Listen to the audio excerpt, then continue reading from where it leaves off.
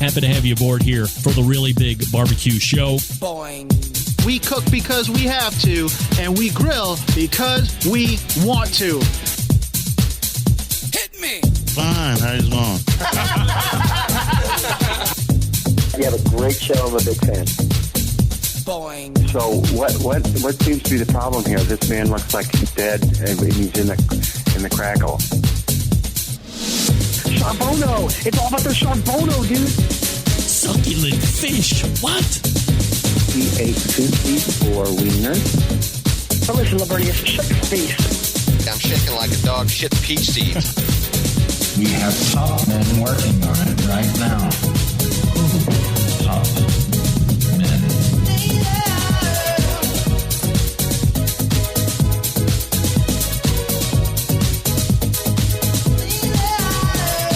All right, welcome to the second hour, everybody. It's the Barbecue Central Show. We talk about live fire barbecue and grilling topics ad nauseum and also other topics.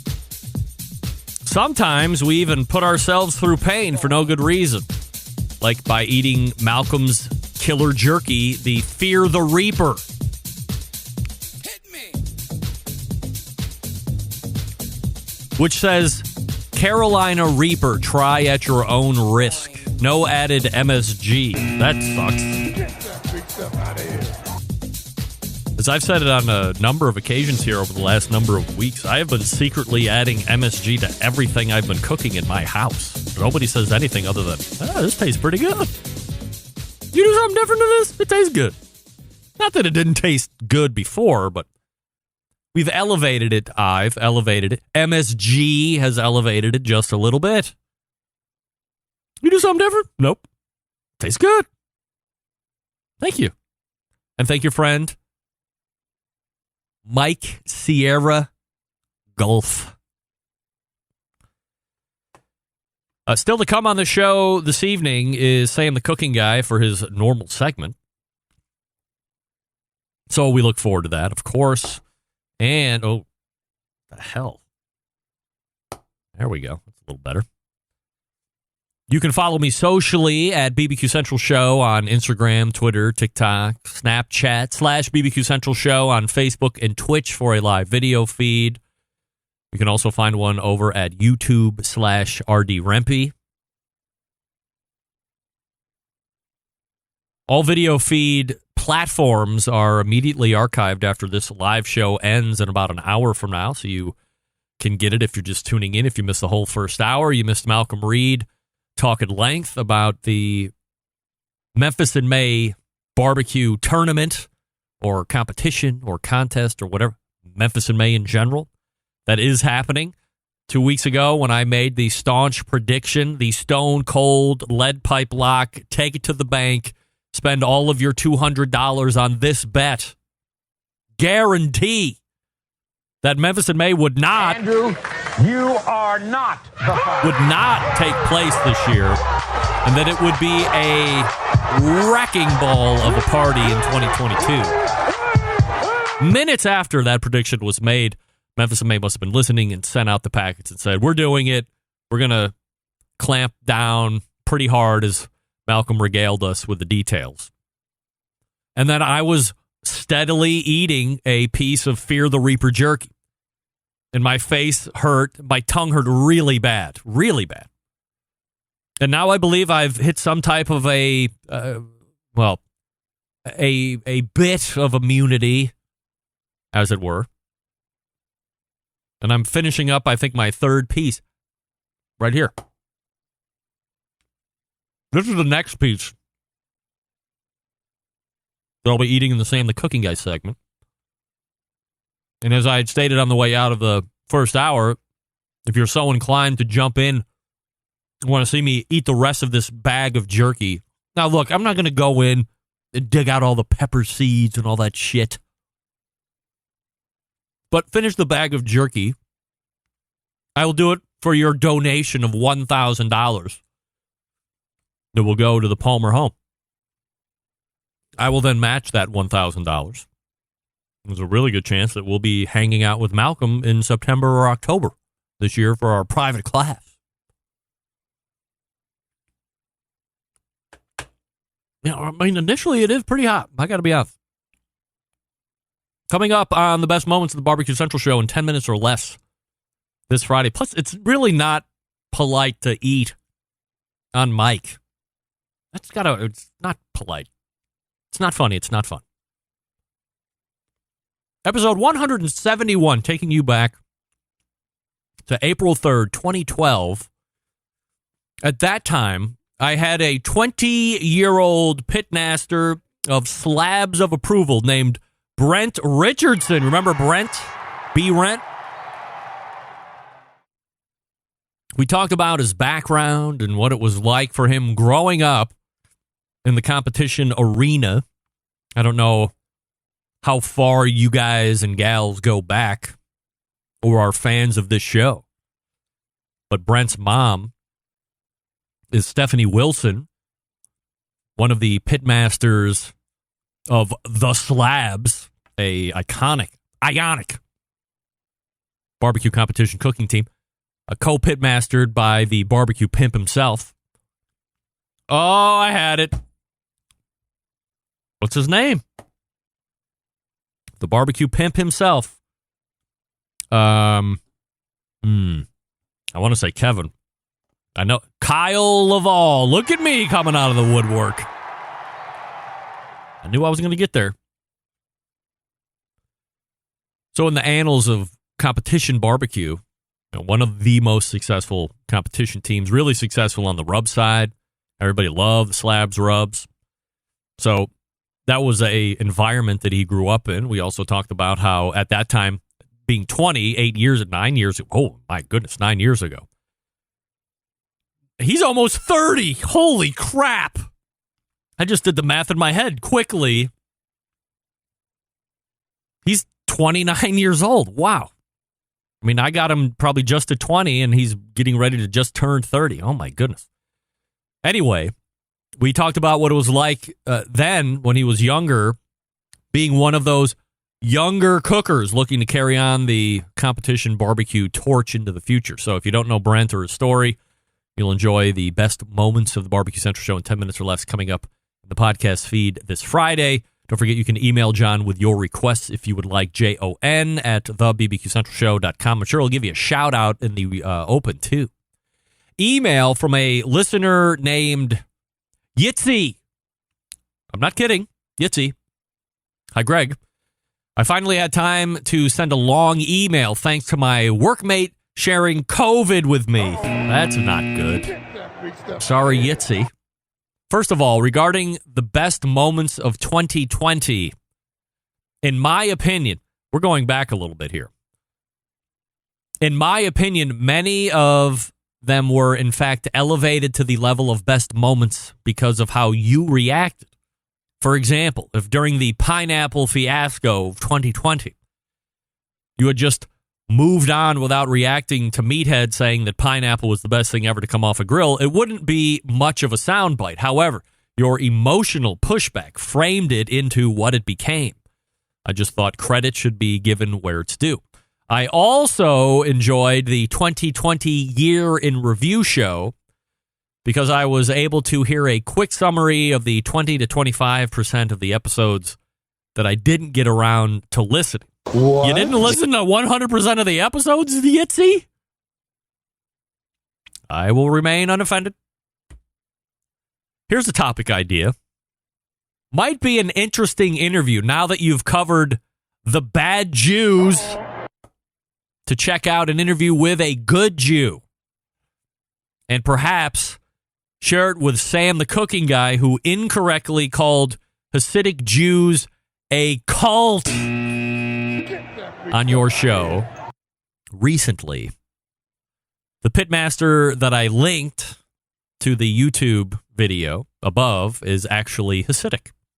In general, kosher is an interesting topic, but kosher barbecue all the more so. Thank you, and thanks for a great show. Yitzy in New Jersey. Thank you, Yitzy. I thank you. You know, I agree. I've done a few shows in years gone by. For some reason, I don't know why this sticks in my head, but I did a show, a live segment with Dan Uladol. I don't know if you guys remember him or not. But he was he's the creator of the Chops Power Injector, longtime sponsor of the show. And he was really big on doing the kosher barbecue events. So obviously there was no pork. And I don't know if Dan did that because he was a terrible pork cook and decided to find a niche competition where pork wasn't part of the evaluation process. I'm merely making a speculatory statement there. And that his beef was on point. No pun intended. Beef and point. But he loved the kosher barbecue competition. So yes, I would agree. Maybe it is time, since we have interviewed the bad Jew, that we go ahead and interview the good Jew on the show. And I am endlessly fascinated with kosher, keeping a kosher house. I have friends of mine that are kosher practicing, and they have 2 sets of everything in the house. Very fascinating. I love it. So Yitzi, good stuff. I will chase down the guy that you link into the description there, and we'll see if I can't wrangle him up for an interview. I tell you who I didn't wrangle up for an interview. The horse meat guy. The avenging angel of horse meat there in southern Florida. He didn't get a hold of me. Let me talk to you quickly about the guy who was a part of the dust giveaway, that being Cosmos Q. That's right, based out of Oklahoma. Cosmos Q has been providing both backyard and competition cooks world championship level rub sauces, injection soaks, marinades, and brines, and of course that exclusive wing dust, which is also available on the market right now. Best of all, every one of their products is made right here in the USA with all natural ingredients. Cosmos Q continuing to break new ground in the rub seasoning sauces injection world. The results not only proven in the competition trail each and every year, but also proven in the backyards as well. More and more backyard warriors looking to take the game to the next level. No better or easier way to do that than by picking world championship quality rubs, sauces, injections, and marinades. That's exactly what Cosmos Q brings to the table. Not only the barbecue game being covered, but the whole line of products to help amp up that grilling game as well. By the way, Cosmos knows a thing or two about grilling. After all, he is a world championship steak cook. That's right. Now, you want to forego all the yickety yak and just go over to the website? Go ahead. Cosmos with a K, then the letter Q, then .com. CosmosQ.com. When you're checking out, use promo code Spring BBQ 10 all one word, uppercase. Spring BBQ 10. Some of you might say capitalized.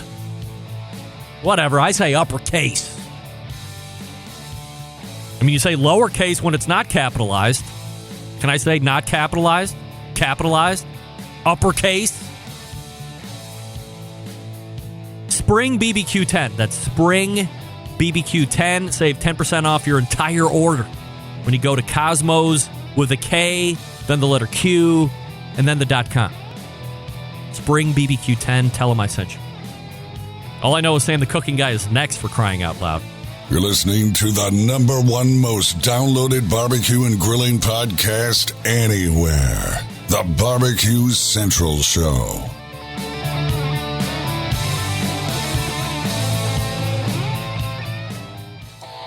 Howard Stern, Jim Rome, Dan Patrick, and Greg Rempe. The Mountain Rushmore of talk show entertainment. Now, let's get back to the Barbecue Central Show. And this portion of the show being brought to you by Pit Barrel Cooker, the most unbelievable outdoor cooking device on the planet, currently available in 2 sizes with a host of accessories. Whether you are a beginner or you are a professional, it's a cooker you want to add to the arsenal no matter what. Visit pitbarrelcooker.com and tell Noah or Amber that the Barbecue Central Show sent you. Hey, my next guest you can find right here in the second hour each and every first Tuesday of the month. And he is also blowing it up on YouTube 3 days per week with great cooking videos. We race to the hotline and welcome back Sam the Cooking Guy. Hey, Sam. Greg, how are you, my man? I'm great, and thank goodness that I can hear you, because I tried to get the host of baseball and barbecue on. Of course, you know him, Len Aberman. Everybody knows Len, of course, from Long Island. We had no audio. He has the same microphone as you. I mean, he's not nearly as handsome as you are, but I mean, few are. No, he couldn't be. Well, we sound checked ad nauseum on Sunday night. This is where I'm taking full responsibility, by the way. And I noticed we were not clicking, but like he had a choppy connection here and there. And I said, are you on Wi-Fi? He confirmed that. And I said, are you far away from the modem? He said the modem was in the basement. He's upstairs. We have multi-level homes here near the East Coast. And I said, well, you're either going to have to use a hard wire or you're going to have to go closer to the modem because there's no way I'm going to be able to live with this. And he said, okay, I'll set up right in the basement. Now, the folly of my way was that I did not retest again. He said I would just be there Tuesday. Okay, no, it's not. Okay, just let me say, it's not your fault. It's my fault. I told him to leave, and then I didn't retest. That's totally. I blame him. Let's blame Len. You're right. Len, forget about it. You're not on next week. You're off the show indefinitely until I feel like I need to bring you back on. It's outrageous. Look, here's the deal. Yeah. All he did was he unplugged his shit, carried it 2-3 floors to the basement, and set it beside the furnace or the boiler or whatever the hell you guys have. Yeah. He plugged all this crap back in, and he did something wrong. He probably took something out of his computer and then went, oh, God, what slot did that go in? I'll just... He's got the USB port plugged into the HDMI port. Doesn't even know about it. Unbelievable. Classic. Come on, Classic Len. What are you doing? All right. Good Lord. We got plenty to talk about here this evening, not the least of which is a congratulations of almost 2.7 million YouTube subscribers as we sit here in the beginning of April 2021. You are continuing to grow subscribers at breakneck speed. As I was coming into the... YouTube dominance. Yeah, I think it's pretty safe to say that between... really, well, look... It feels good. The first Tuesday of every month, to me, is a very special time because I have Malcolm Reed in your spot an hour earlier, who's 1.3, maybe 1.4 million subscribers on YouTube. But growing really nicely. Yes, I see. Steady, organic, quality growth. And then we have Sam the Cooking Guy, who is rapidly approaching 3 million. I mean, it's got to be two of... Now, look, I mean, we could certainly pick nits here and decide how we want to go find who's got more subscribers than you two. But in the realm of cooking, I don't know if there are a lot of other cooking shows that are decent, not some hack BS, with some hot chick that's half naked that gets a lot of pervy dudes. Pervy dudes. Yeah. There's some very significantly fall. Hey, Len, forget it. Are you available? Len, are you available? Oh, no. There you go. Got me now. There we go. I just grabbed my mic. It's upside down. It doesn't matter. First time on the show. I know. But here's the point. The point is there are lots of great cooking YouTube channels out there. Yeah. I have mad respect for many of them. And there's even little guys that I have a lot of respect for. It doesn't matter how many people you have. It really is. Let me put it this way. It's not the size. It's what you do with it. You understand that comment? I mean, I don't. We all understand that comment. I don't specifically, of course, but, not size has never been my thing. Yeah, I got you. Yep. But, sorry, okay. But the point is, you do what you do. A lot of people do it because they love it, and that's why they should do it. I do what I do because I really like it. If I didn't, I would find another career. I've done that before a few times. It took me to the age of 41 before I finally figured my shit out. And I feel fortunate that I did. I know a lot of people, Greg. I'm sure you know a lot of people your age, younger, older, that do something that they can't stand because they found themselves in some kind of groove. I won't say rut because rut sounds bad, but they found themselves in a little groove that it's hard to get out of. Yeah. You know, look, I'm in the food business. I'm in the restaurant business here in San Diego. There's a lot of people in the restaurant business that get into it because they don't really know what to do. They're younger and they stay with it, not necessarily because they love it, but because they like the dollars that come with it. And it's difficult at times to extract yourself from something and then say, I'm going to try and do something else that's going to make me happier. And I'm here to say, I'm not going to preach, but I'm just here to say, at the end of the day, the only thing that matters is that you like what you do and that you're happy with it. That's it. You know, I remember I could go into a long 2-hour talk about that. I won't. I remember there was the important part. There was a time from 20. Let's see. I'm selling trucks now. Almost. It'll be 6 years in May. So we're at 20. So like 20. Let's say 2013, 2014 to 2015 or whatever. I was working for, was director of sales for this private operator, 50-passenger regional jets, charter stuff. Yeah. And for the first 8 months, it was great. You know, very flashy, sounds exciting. You know, I worked at, it was based out of here in Cleveland. I was contacting we were doing a lot of work for major Division I colleges, basketball teams flying their regular schedule. So if you ever want to know why college tuition costs so much, is because the boys and the girls you're paying for Division I teams, you're paying, you know, $30,000+ a clip for flying around their regular season schedules. Outstanding. Outside of that, I was also contacting NASCAR teams and casinos to do junket jaunts, high-level energy companies to do like oil drilling out in the Gulf of Mexico, all this great stuff. Shit. And then somehow one night I picked up the phone at 3 o'clock in the morning for dispatch was calling, and it was one of my trips.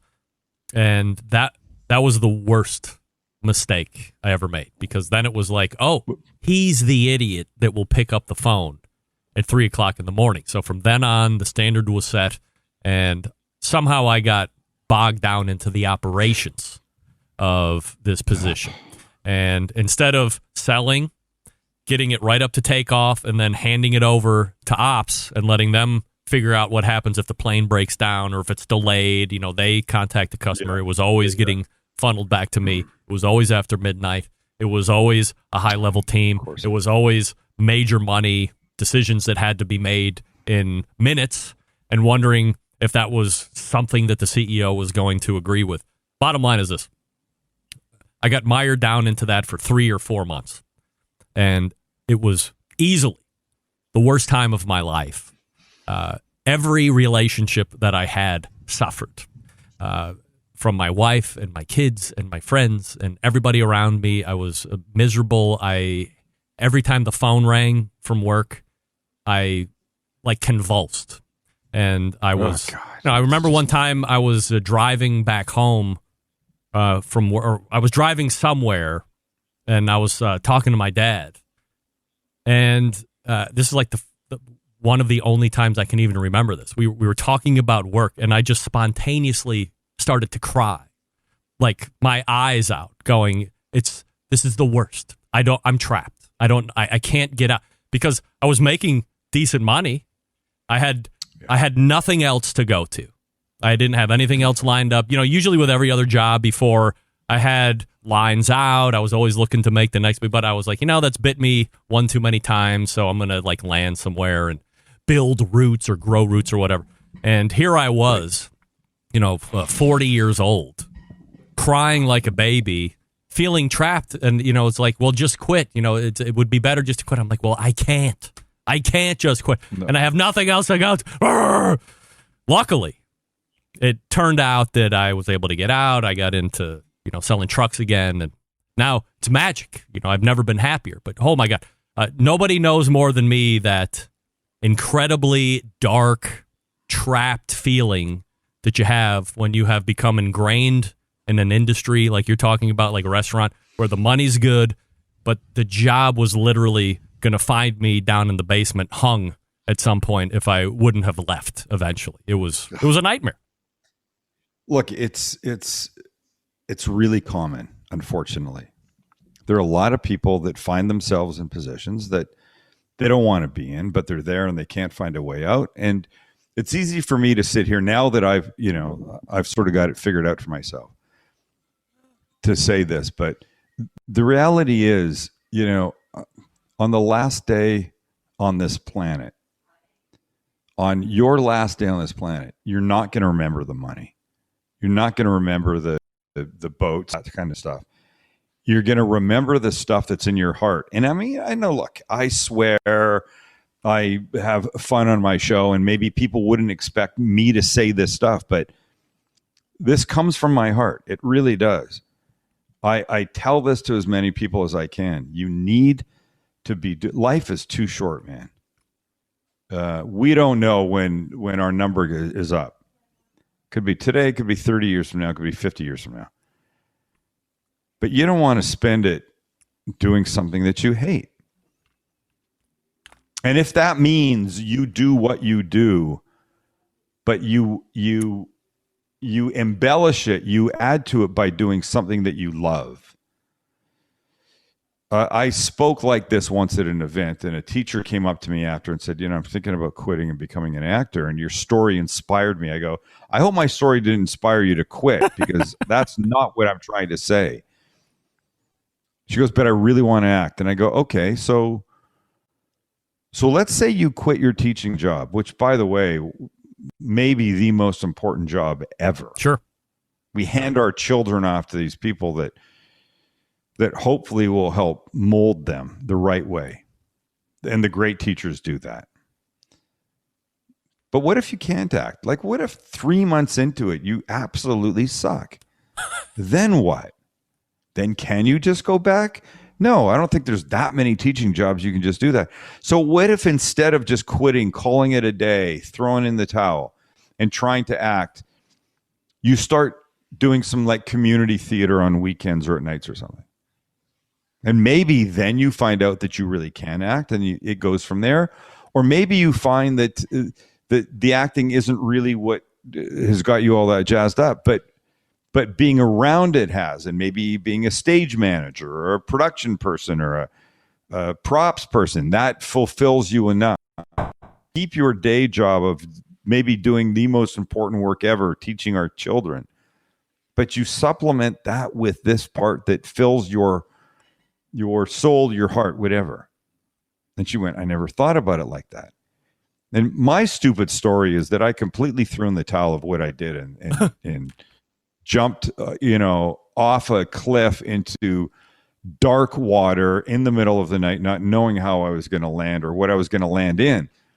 And I do not condone that behavior now. Now I suggest a more studied version of it. But the point remains, people are doing things that they don't like, and you can't go on like that for very long. Well, this has gotten to become a very emotional.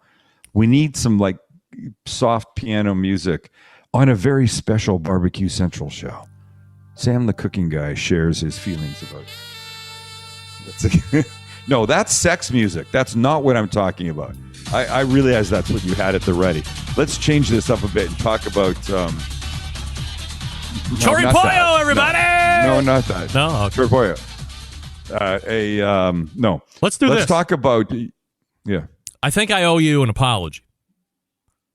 Last month, I said, "Go ahead, Cat's Deli," and you astutely corrected me as saying that it is indeed Katz's Deli. Now, I believe we had What'd some you say to that? spirited back and forth. I said, no. I believe I'm right. No. I think it is indeed Cat's Deli. I'm right. And why would it be Katz's? Because this guy named Katz, it's his deli, so it's Cat's Deli, blah, blah, blah. And you said, no, Katz's Deli. I said, well, I think it'd be like calling someplace Greg Deli. Yes. You wouldn't call it Greg Deli. But I thought, perhaps I even thought that the guy's name was Cat, and it was Cat's Deli. Let's go with that. That actually sounds almost plausible. But to prove that I was right, I said, you know what? I'm going to call Katz Deli on the phone right now. So I called, and the answer machine picked up. It said, thank you for calling Katz's Deli. And I said, oh, shit. How am I going to figure this out? Did you ask for an off? Did you push a button and get a live person? Well, it was after hours. And tell them they were saying it wrong? So I called back the next day, and I said, hey, here's my name. Here's what I do. I'm in this quagmire with a pal of mine. And he says that the correct way to say the restaurant's name is Katz's. Is it not also correct to say Katz? And the lady said, no, it's Katz's Deli. I said, okay. No question. No.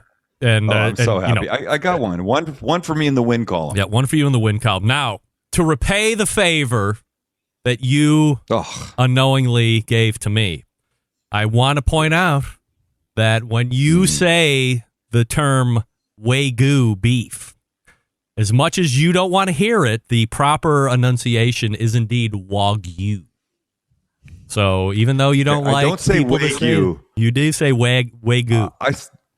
I don't say Wagyu. I say Wagyu. Wagyu. Yeah. What are you saying? You're saying is Wagyu. It's Wagyu. Now, I know this. I don't say that. Is very affected. That is very. Yeah, but you don't say Wagyu. Wagyu. That's how you say it properly. Now I know I'm saying Wagyu, but it's properly it's Wagyu. You're really reaching here. Wagyu is the right pronunciation. You don't like that, but that's right. No, I say Wagyu. Wagyu, but that's wrong. Wagyu. Wagyu. It's a George from Star Trek. George Takei. No, Sam, it's Wagyu. No. All right. Can I just before I came on, you were talking about the pit barrel cooker that. By the way, not to interrupt, but I have been I'm a fan of. What are you feverishly eating Malcolm Reed's Fear the Reaper jerky, which is laced with Carolina Reaper pepper. And I started with his segment, and I thought my tongue was going to swell up and fall out of my head at the same time. But somehow over the course of the show, as I've steadily been eating it, can you get like a high or a quick immunity to the heat? Because aside from like spurts here and there, I've pretty much evened out on this. And some of these pieces of beef have considerable amount of spice and pepper seeds and shit on them. See, I like Scary. heat in food. Uh-huh. I don't like excessive amounts. Yeah. When I take a bite of something, if I have to do this, it's too much heat for me. I don't find myself enjoying the food when that has to happen. And I don't want that to happen. Let me show you this. So I would like a medium. Oh, it's beautiful. Look, I can see the red pepper flake in that. It's blurry as fuck. Yeah, I'm trying to get it to correct. Back up. Oh, I got it. So back up. Just back up. No, it's not. There you go. Wait. You got to stop moving. There you go. Yeah. Oh, no. You can see it. Look at. Holy crap. Yeah. That is visibly studded with heat. There you go. Don't move. Nice nails, by the way. Thank you. You do a good job. You ever have a manicure? Or is that your own work? No, that's my. I know. There's nothing wrong with. I know my way around Listen, Mr. a nail Barbecue clipper. Shirt Guy, there is nothing wrong with a manicure or a pedicure, which, by the way, is a nice thing. That's right. All right, so we'll get to the pit barrel cooker in 1 second. Can you stand by? Of course you can. All right, we're talking with Sam, the cooking guy. Where am I going? Stand by. I'll talk to you quickly about Pits and Spits. Since 1983.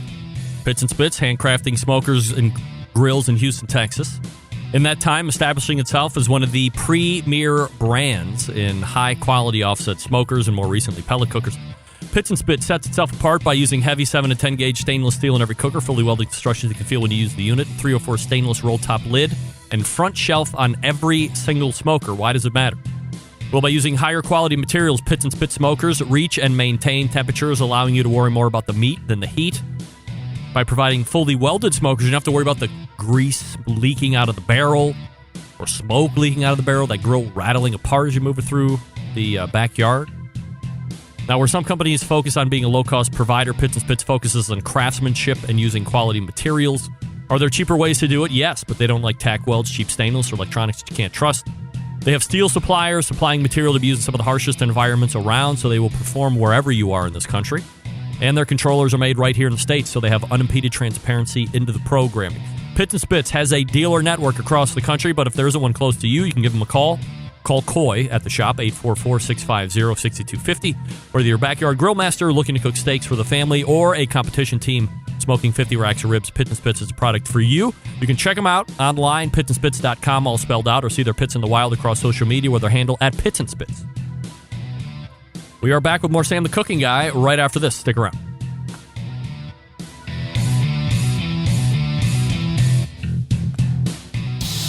Celebrating over 10 years of prolific and unparalleled live fire barbecue and grilling talk.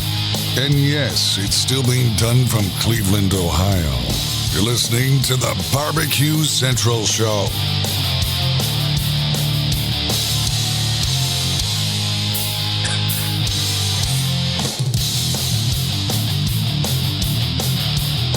Hey, this oh boy. This portion of the show being brought to you by Smithfield.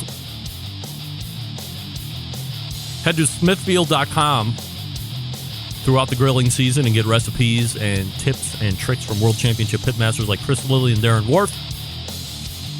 You can also go to smokingwithsmithfield.com if you are part of the Committed Cooks program and report your first place finishes in pork and ribs. That's smokingwithsmithfield.com. No sooner did I say immunity to heat than I popped another piece in my mouth, and I must have got a part with gas because I'm like on fire right now. Well, how about the don't talk with your mouth full in the middle of a fucking podcast? Yeah, but this is a part of the thing. I'm trying to encourage. Oh, is it? You're trying to encourage people to like choke and mumble their way through their workday? Yeah, I'm trying to encourage somebody to call in and say, hey, I will pony up $1,000 for the Malcolm Reed charity fundraiser, which I will then match $1,000. And then I will finish this bag of jerky before the end of the show. So I'm walking my way to there. So if somebody happens to call in with the proof that they donated $1,000, then I can, just quickly add the last half piece. You have to eat it all? Is that the point? Look, you can't even see straight. Wait, does he have only one level of heat? Oh, no, he's got plenty of other. Oh, good Lord. This guy has to go into the Hall of Fame, yeah, please. He has many different levels of jerky, teriyaki, plain, barbecue flavor. He's even got bacon jerky. I don't know if you've seen the bacon jerky. Oh, no, he sent me all of them. Yeah. But apparently, last month, I mentioned that it would be a fun segment if he sent me a thing of Reaper jerky and that I would eat it. But it was like I said it and I wasn't even listening to myself say it. And then like 24 hours later, this package showed up at my door and he was like, own up. So I am owning up. This okay, I need to send you the one chip challenge chips. You saw that. Yes. And I think apparently you're primed for it. I think watching your one chip challenge that you did with Max and Part-Time Chance, that not Part-Time Chance, that Full-Time Chance, PTC, that it was even worse than what I'm going through right now. I'm speculating, but everybody seemed to have their head in a bush or over a fence. It was the worst heat. The worst food heat experience I've ever had, and we have 5 or 6 of those packs left. Max bought like a 12-pack or something. How much do those run? I didn't even ask. I don't know. It's probably $50 or something. Wow, they're not cheap. Yeah, I wonder maybe more for one chip. I would never suggest anybody do it because I found it absolutely freaking horrifying. Does your tongue feel like pain? No, it's not even your tongue. It just surpasses. It goes past your tongue. It's what happens in here. I mean, it was so bad. I can't even share how horrible it was. Well, you can just go to the end of whatever that video that was and watch you guys just We suffer. put a version of it on TikTok. Yeah, it's just it's awful. Well, this heat is living in my Yeah, it mouth. is. Like it is living 100% in my mouth, on my tongue, on the top of my mouth, on the walls of my mouth, underneath my tongue, and in my back palate, starting to make its way down my throat. But then it stops. I have no stomach heat, no chest heat or anything. It's all living right here. Wait till the heartburn begins about 3 a.m. An hour before you wake up. Yeah. I can't. It's well, I'm going to start pounding wake you up. Tums and milk the cat of magnesia. and the heartburn is going to wake you up. Yeah. You'll be swearing at him. There's no doubt. It's going to be a nightmare, but I needed to be ready just in case somebody decided to donate. Nevertheless, let's talk about what's interesting? Yeah, go ahead. What's interesting is that I don't think we've talked barbecue once yet. No, we got into people. I just look. Look. We talk what, once or twice a week? Yeah. I mean, outside of the show, probably, right? Yes. Maybe text more. Maybe. We're good friends, even though we've never met. Never. And I will call the next day and go, "Ugh, I hated myself last night. Worst show ever. I won't do that again." Whatever I've done. And you inevitably go, "No, God, what? I thought it was great." Yeah. People liked it, whatever. So I worry that the Barbecue Central, emphasis on barbecue central viewers and listeners that tune in for informative barbecue chat get bored when we don't talk freaking barbecue. Yeah, but we don't have to talk barbecue all the time. And the other thing is this. I think there's a couple different interesting facets going along. Honestly, I'm very insecure about stuff like this. It's not that I want to be liked. Well, I do want to be liked. Who does? But I want people that watch and listen to get what they came for. And I worry that this nonsense doesn't help them. Yes. Well, I don't think it's nonsense. B, I think we are allowing the audience to gain an appreciation and a knowledge of us go to outside the of the kitchen normal. and make a hamburger while we're doing this? Yeah. Well, no, but I mean, so people can watch you. I mean, everybody watches you do your food thing. They can watch you make. Yeah. But how many have heard you talk about, the passion project or how you made the leap into the dark hole? But I'm not. But you're not advocating that. Like, our buddy Sean Walchef is a huge proponent of jump off the cliff. Look, I tell Sean, fuck off with that. It's the worst advice you can give. I mean, unless you were like me at the airplane job, and it was like you were considering jumping off a cliff anyway. So why not? Yeah. No, I'm like, maybe work two different angles. Maybe get a side hustle and see, or that's what I'm proposing. Get a passion project. See if you can monetize it. And love it after you monetize it, because that's a whole thing that changes, right? Okay, I mean, okay. If I always say, if I decided to make the Barbecue Central show my main job, this show would change, terribly change, because now it would be my sole source of income. I would have to treat it in a completely different way than I do now. Now, a lot of people would sit here and say, "Hey, you're very professional. You spend 12 to 16 hours a week preparing, you're booking, you have control over everything in the show, but there's nothing not professional about this." I get all that. But when it's Other also than you're eating beef jerky but even that's part of the show. That's right. And choking and coughing and go ahead. But now it's a mainstay of successful life. Well, that's a pressure that I never wanted to have associated with this. Could I have gotten fame out of this? Well, maybe if it came along. Could I have made some extra cash along the way through sponsorship? I've done that. But I've never wanted to sit here and to be the guy that says, I started it this way, and at the end, I turned it into my full-time job. Fuck it. I get it. I get what you're saying. By the way, worry. I want to make sure. I want to make sure that people that watch and listen are like, we dig this. They get a lot. Look, there's no question they get solid barbecue talk. Yes. No question. I just want to make sure that when I digress, that they're okay with that. That's all I'm at. That's all Look, I'm saying. here you go. Comment coming in from none other than Guy the Cooking Sam. None of us expect Greg and Sam to talk about anything constructive ever. There you go. That's all I needed to hear. What can you hear? All right.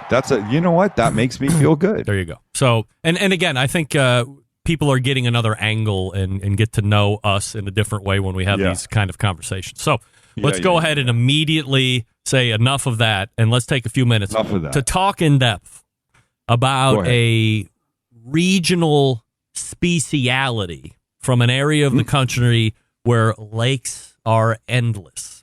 It is indeed a land of 10,000 lakes, that being Minnesota, but specifically... You think somebody actually counted that? I mean, I guess. Otherwise, why would you say that? Because isn't that on their license plate? Yes. Land of 10,000 lakes. I saw it driving Bobby to school. You see people going, all right, it's time for the new license plate, everybody. Any ideas in the room? Judy, you got anything? No. Alan? No. Neil, what do you got?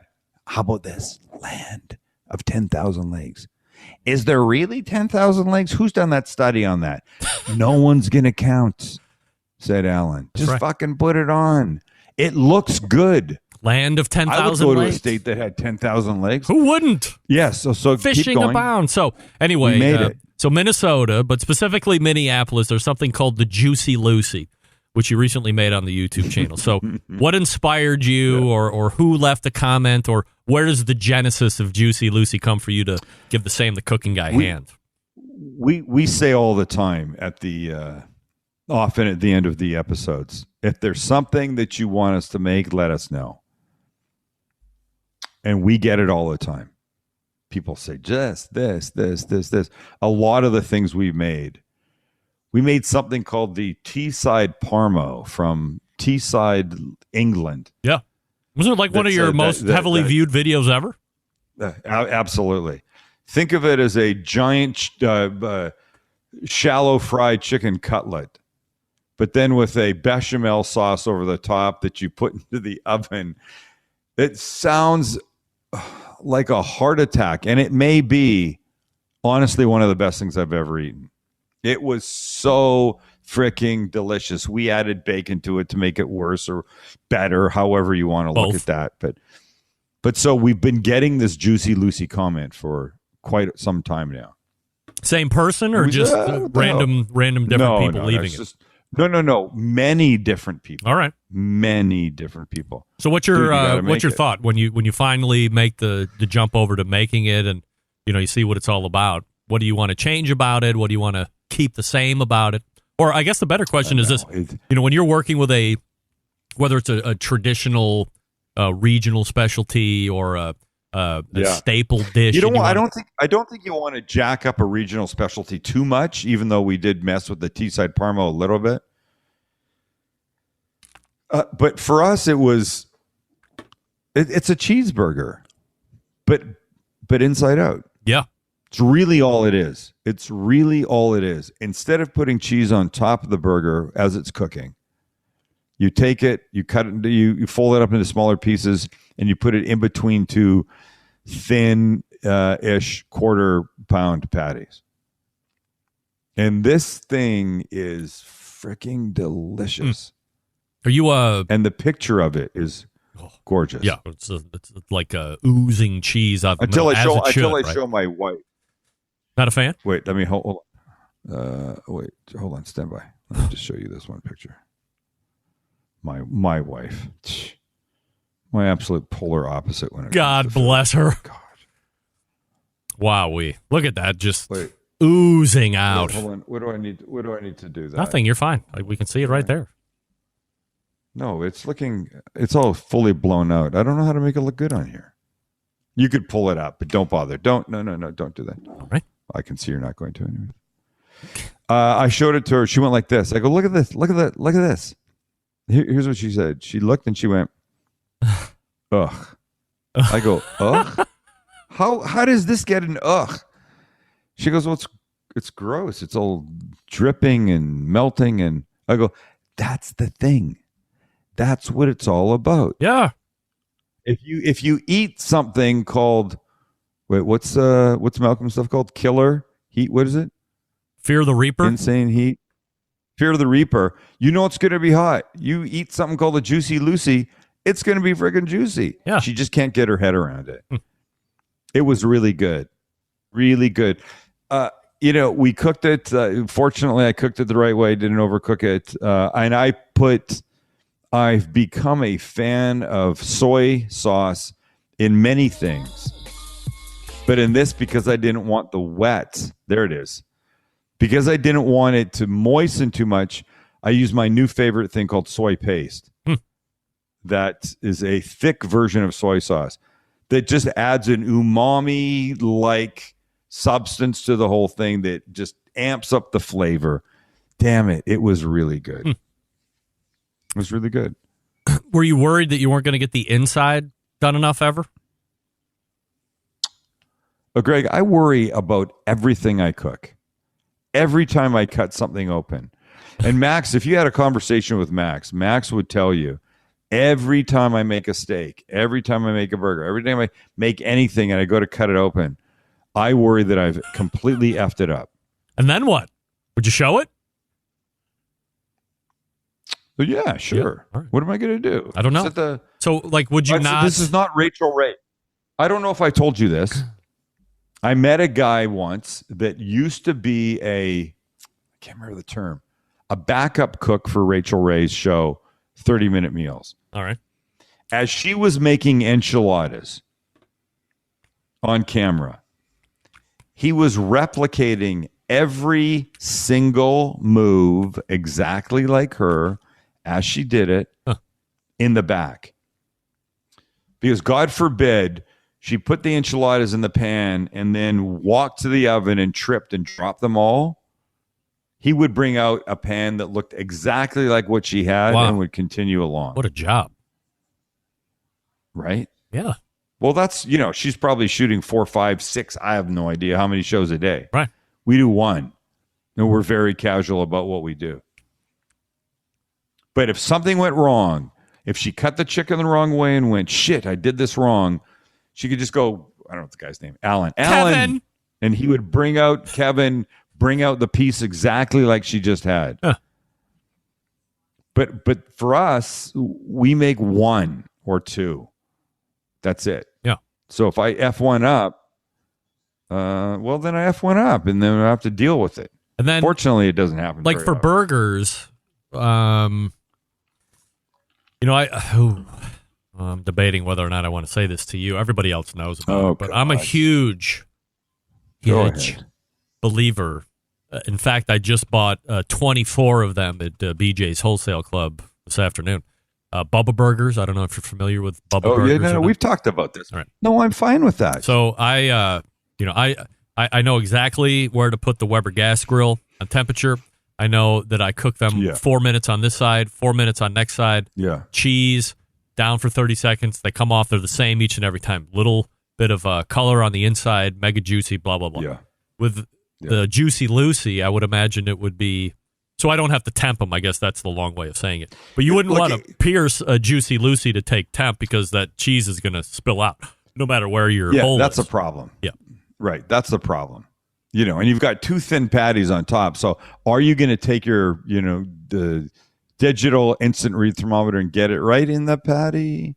Or if it goes a little bit askew, are you going to hit the cheese? And who knows what the F melty cheese temperature is supposed to be? Will that replicate? Who knows? But this is, this is cooking. This is grilling. It's barbecuing. It's smoking. That's what this world is. Anybody that's ever made a brisket on a smoker the first time, I'm trying to bring it back to pull back in your smoking people. They probably effed it up. I say to anybody that has they go, I just got a new smoker. I don't know what to do. I go, I know what to do. Do a pork butt. Yes, easy. Pork shoulder, same thing. Then I have to spend 10 minutes explaining why it's the same thing, but it sounds like 2 very different parts. It's the same thing. Yeah. But I go, it is the is literally the most forgiving piece of meat protein you will ever put on your smoker. Right. You can't F it up. But a brisket is a whole nother thing. Yeah. The last brisket I did was about an 11 out of 10. I hit every high note I wanted to hit. But that's what cooking is. It's trying it, it's failing, but that's life, isn't it? Yes. I said this, put this in quote form at the beginning of my third cookbook. Just grill this. Yes. Cooking is like riding a bike. The more you do it, the better you get. Right. The reality is everything is like riding a bike. You're a better truck salesman today than you were 5 years ago. Undoubtedly.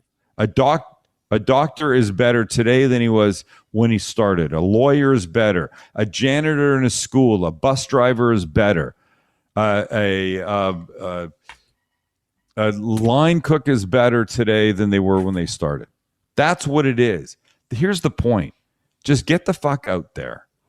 Take a protein, put it on, and start playing with it. Yeah. Do you think we've become so reliant these days on either needing somebody's validation or this like bias, this confirmation bias? Like they're armed. They watch you all the time. They know they bought all your knives. They know the processes and the methods. And then they still feel compelled to message you or write you an email or leave a comment saying, am I going to do this right? Am I going to F this up? Instead of just making as we were just talking about Sean telling people to take a leap from a career path standpoint, just jump off the cliff. In cooking, it's different. Jump off the cliff. And the bottom line is even the worst fails will probably leave you with something edible, and then you can learn and not do that the next time. That's just it. But the only way, I say to people all the time, they go, I can't cook a steak. I go, okay, look, watch my stuff. Whether you do reverse sear in an oven, whether you do sous vide, which I'm not a fan of for steak. We've talked about this. I know you are. I'm not really. Whether you do the thing on the grill where I turn it like every minute. Just keep it flipping. going. Yeah. I go, look, when you walk into the supermarket, wherever you buy your meat, and you see sale, those big 4 red letters, SALE, on whatever kind of favorite steak you have. I go, buy 3 or 4 of them. Whether you freeze some or not, that's the time that you should be experimenting and learning outside. It really is. You're not going to get better until you start trying stuff. And that's what this is all about. But it's fun, and this is the stuff that keeps you on the edge. And I mean, come on, we got to get out there. You don't get better at anything until you challenge yourself. Right. Fucking Malcolm shit is killing you, bro. That's something. I fully expect by the end of this show, you just to be laying on top of your console there. Something just like a secret attack. Right. Something secret attacked me. That was highly unexpected. We all heard it. Yeah. Well, yes, of course, because it was like a sniper attack. I mean, who knows? All right, let me ask you one. I'm getting emotional. I'm trying to encourage people to get out there, cook something that they haven't made before, and just start. That's the thing. Now, here's something crazy. Yeah. I'm not sure exactly how I missed it on the YouTube feed. What? Close the show with this. Potato chip, mashed potato. Oh, best thing ever. What? So I'm going through my cabinet, my pantry the other day. Yes. And by the way, good tip for everybody. Go through your pantry, because I'm pretty certain you've got shit in there that expired in 2017. Undoubtedly. Undoubtedly. No question. I saw stuff in there that shouldn't have even been in there. Shouldn't have been close to any other food. It was never released to the general public. Exactly. And what do I see? I see a pack of instant powdered mashed potatoes. Oh, my favorite. That I don't use, but you can use it to like crust something, right? Or eat them as mashed potatoes. Panko crumbs. Oh, yes, but no, I like to make mashed potatoes. I think my mashed potatoes are really good. I like making. I like to cook. I like making mashed potatoes. Okay, go ahead. No, go ahead. Ask that. No. Isn't the word? We can do it a different time. We can do it a different way. All right. So I look at this pack and I'm like, oh, I guess it probably needs to be thrown out. And then I'm looking at it and I go, it's just like dried mashed potatoes. that you just reconstitute. Yeah. Isn't that like somehow in my mind made this weird jump? I go, isn't that like sort of like potato chips? I went, oh my God, I'm going to try this. I took some boiling water and I put potato chips in. And I started to mash them down. And it was too watery, so I added more mashed potatoes. I now have the perfect amount. You added more potato chips. One cup of more potato chips. All right. 1 cup of boiling water to 3 ounces of potato chips. And whether they're barbecue, sour cream and onion, plain, doesn't matter. So now let me just clarify. Rippled potato chips are okay? Like Ruffles with ridges? Look, I didn't do them because in my mind, they'd make it too chunky. All right. So I went with regular regular Lay's yellow bag? Yeah, exactly. Now, first one I did. What Lay's, 3 ounces of Lay's yellow bag. What about kettle cooked? 8 ounces. No, I don't. What is that? No, like not Cape kettle Cods. chips. No kettle chips. Those are delicious. No kettle chips. Why not? They could be so hearty. They could be. I didn't do it. Please, can it just be what I did? Yes. Fuck.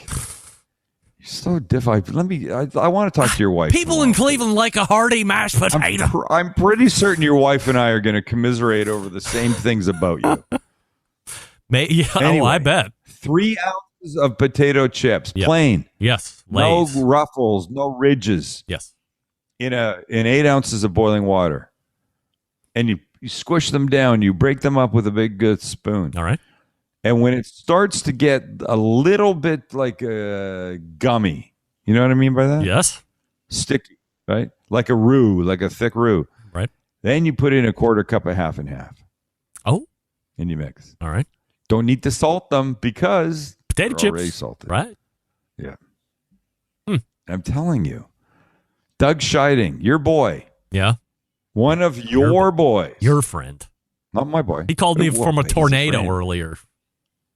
Of course he did. Yeah. From Texas. Who knows what's going on down there? I know what's going on and down by there. the way, oh yeah, no masks, nothing. Life is normal. Good luck. Can't wait to see those hospital rates. Have a good time down in Texas, everybody. Doesn't matter. Anyway, Scheiding called me. He goes, I'm going to do this for my wife, and I'm not going to tell her. I go, that's the move, buddy. Whoa. Don't say you're making them out of potato chips. Isn't that like saying you're going to go put on a condom and you don't? No. Are you sure? There's no risks involved. What? Yes. There's no risks involved. The point is this. It's very simple. The point is this. They're going to be a little lumpier a bit than regular mashed potatoes. But you're going to do this. You're going to go, oh, shit, that's good. Sour cream and onion. Salt and vinegar. Didn't do that. Oh, I bet that would be so I did regular. I did sour cream and onion. I did barbecue. Yeah. I did dill pickle. Ooh, I bet that would be so good. Was that which one was the best? Good, yeah. Regular Lay's the best. Hard to beat. I really like the barbecue and the sour cream and onion. Oh, I hate barbecue potato chips. But the point is, once they're done, then you can, little cracked pepper on top, some chives, whatever you want. A little bit of Evie olive oil for richness. That's exactly what I did. Dress them, yes. Dress them up a bit. They were great. Huh. They were great. Wow. And that is, let me pay you a compliment. This is the difference between me and you. I literally went through the pantry this weekend. And I just threw out a whole bunch of shit that I knew. Like I started the week before, I kept tracking to see if anything moved. I was earmarking death for a whole bunch of items. And then I went back this past weekend. Those poor items. They didn't move. Boom, boom, boom, boom, just throw everything out. Here you are. You picked up this packet of instant potatoes, which, by the way, I threw out an old box of instant potatoes. Mine hit the trash bag, and you saw it and went, somehow, potato chips. And then you went to the stove and got potato. You worked out a whole recipe. Then you're shooting video and you got 1 million views on it. I'm just throwing out instant potatoes because I don't have that built-in creative gene that No, you. I don't know. and- It's a stupid gene. Yes, It's but a all you stupid gene that people I have it. Like you're the guy that goes in the grocery store and sees this ingredient on the shelf, and then looks catty corner to the other shelf and goes, "Oh, I bet that'll go good with that." Then you go to the next aisle and say, "Oh, and this will be another thing. I wonder how this could add to." I look at it and go, "Okay, here's the list of items I need." And I better get all of this in order to follow Sam's recipe correctly. That's what irks me the most. Can I tell you the bet? Look, I used to be. I know we need to end. Let me just say this. I used to be the most rigid following recipe guy ever. Yes, somebody could give me a recipe for some kind of chicken dish. It could be 150 ingredients. If the last ingredient was a 1/16 of a teaspoon of chili powder. Yeah. And I didn't have that chili powder, I wouldn't make the recipe. Now I don't give a shit about any of that stuff. Now I go, great, leave that out, forget it, I can substitute this, whatever. The best version of this is the Captain Crunch Sear Tuna that we did that's on my website that we've done a video for. Two completely disparate things that should not go together, but do because of some mental little quirk in my head. Said, hey, this has got to work. This has got to work. And it works in the best way possible. I go to the store because I have recipes that I want to try, and I buy all of... Now, I'm not as anal as you. Like, if I don't have one or two things, then I'll just forego it. I'm not that way anymore. That's right, my point. Right. I'm not like that anymore. I'm not like that, but I will also follow a recipe per step the first one or two times just to see if I can replicate it. Also, I have my entire grocery store memorized by aisle. I'm sure you probably do too. My wife, however, will get a recipe, and this is what happens. Oh, this is the recipe? All right. Now, here we're going to go ahead and we're going to do something completely merely a suggestion, and we'll just start rifling stuff, adding stuff in. I don't want to repeat myself, but I feel like I've said this before. I got an email from a guy once who goes, I meant to make your chicken enchiladas. I didn't have any chicken, but I had some leftover mushrooms. I didn't have any tortillas, but I had some pumpernickel bread. I didn't have this sauce, so I used this. By the time he finished describing what he had, it bore absolutely no resemblance to the recipe, to anything I'd ever made ever. And he goes, but I just want to thank you for encouraging me to get into the kitchen and make something. Yes. And that's what this is about. That's what cooking is. And I try to espouse that as often as I can on the show to make people feel like it's okay just to get in there and fuck around. Yeah. That's it. That should be the name of my next cookbook. It's not, but it should be just get in there and fuck around. All right. Well, Sam, once again, you have said it all. You have told us we should get into the kitchen and fuck around immediately, if not sooner. Absolutely. You can find Sam right here on the first Tuesday of every month as we begin quarter number 2. I hope it's as favorish as quarter 1 ended up being here in 2021. And we need to set up a time to do the 12-year recap, or the 12-month recap of the pandemic bonus content episodes that we did in the end of March last year and see where we're at. So we are there, believe it or not, a year ago. So we'll do that. That's unbelievable. Yes, a year. Does it feel like a year since the pandemic, or does it feel like it both feels like a year, and it feels in some regards like 10 years, and then it also feels like it was maybe 6 months. So it really just depends on what side of the By the way, San Diego goes into what is considered here the orange tier tomorrow. Yeah. Which means that restaurants, I don't really care about restaurants, can now have 50%. We're in purple right now. We can have 25% people in. Counting staff. Tomorrow we go to 50%, and the governor of California, that nobody really likes right now, said he believes by, I think he said June 12th, he thinks we'll be back to normal. Full open June 12th. Wow. Let's mark it down on the calendar. What and shidings people have done in Texas because they don't give a shit. And Florida has been wide open for months. Florida, please. Yeah, so don't start me. We'll see. Florida. All right, Sam the Cooking Guy is right here the first Tuesday of every month. In the meantime, you can find him 3 times a week on his YouTube channel. Subscribe if you are not already. Sam, always appreciate the time, and we will look for you again next month. Thank you, Greg. Yep. See you guys. There he is, Sam the Cooking Guy, right there. Subscribe if you're not already subscribing.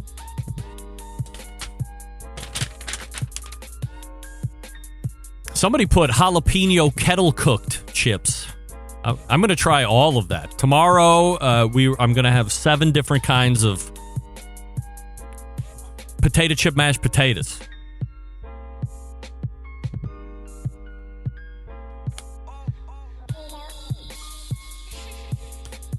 Let me talk to you quickly about the good folks over at Certified Angus Beef brand launching their restaurant challenge. It's hashtag restaurant challenge.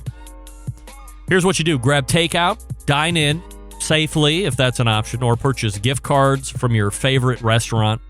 You can also grab takeout. Share a favorite restaurant moment on social media using the hashtag restaurant challenge and enter a chance to win. 10 social media users will be randomly selected each week to win a $100 gift card to dine out with, as long as you hashtag the restaurant challenge. Now, be sure to tag your favorite restaurant in the post where you got the food. You can enter them to win as well. 2 restaurants each week will be randomly selected to get $2,500 in direct support for their staff. Real easy to do. You like a restaurant? Go eat in. Go grab the takeout. Grab some of their gift cards. Then take pictures of your stuff. Tag the restaurant when you're in there. Use hashtag restaurant challenge. Using the hashtag gets you the opportunity of winning one of 10 weekly $100 gift card giveaways from Certified Angus Beef. And if you tag the restaurant that you got the food in, they are also entered in to win 2 weekly gift cards of $2,500 for direct support staff. Check out the website at challenge.certifiedangusbeef.com. That's challenge.certifiedangusbeef.com. It's a restaurant challenge for a few more weeks, and it could be extended. All right, we're back to wrap the show. Stick around. We'll be right back. Whole packers, full racks, legs and thighs, injecting butts. If you've never heard this before, you might think you found the best XXX show ever. Let's get back to the most homoerotic host out there today, Greg Rempe. All right, welcome back. This portion of the show brought to you by Vortic Watches, a small batch custom watch manufacturing and vintage restoration company located in northern Colorado. They take antique American pocket watches and turn them into wrist watches. Their mission? Preserve and enhance the legacy of manufacturing excellence in America. In order to do that, they combine traditional and cutting-edge technology to create unique, quality, functional timepieces with exceptional value. Here's the coolest part. Each watch that Vortic makes is a unique, one-of-a-kind timepiece. Vortic, founded on the motto that America wasn't assembled, it was built. Check out VorticWatches.com. And the watch that was for sale today lasted a whopping total of 4 minutes before it sold. 4 minutes. It was sharp, nice blue band, blue hands. Man, oh man, it was a pretty one. Illinois watch. I think it was the movement was made in 1917. So that's an old watch right there. That's a piece of history. So you got to be on their mailing list. They're doing a watch a day. It's noon Mountain Time. But people are just geeked and ready to buy. So VorticWatches.com. Let's go ahead and wrap it up all the way back in the first hour. Malcolm Reed joined me to start. We did the Reaper Challenge. And I made it through a couple pieces. Almost through the whole bag, actually. By the end of the show right here. After Malcolm, we attempted Len Aberman, but we did not connect with Len Aberman, so the first hour in podcast might be a little bit shorter than usual. Second hour, Sam the Cooking Guy, in his usual second hour of the first Tuesday of the month. Guest spots. CookingGuy.com, his website. Big show planned for you next week. We have Meathead from AmazingRibs.com. We'll try and reload Len Aberman and many others as well. Until next Tuesday, September 11th, 2001. I will never forget. Until next Tuesday at 9 p.m. Eastern, this is your program host and proud U.S. American, Greg Rempe. Good night now.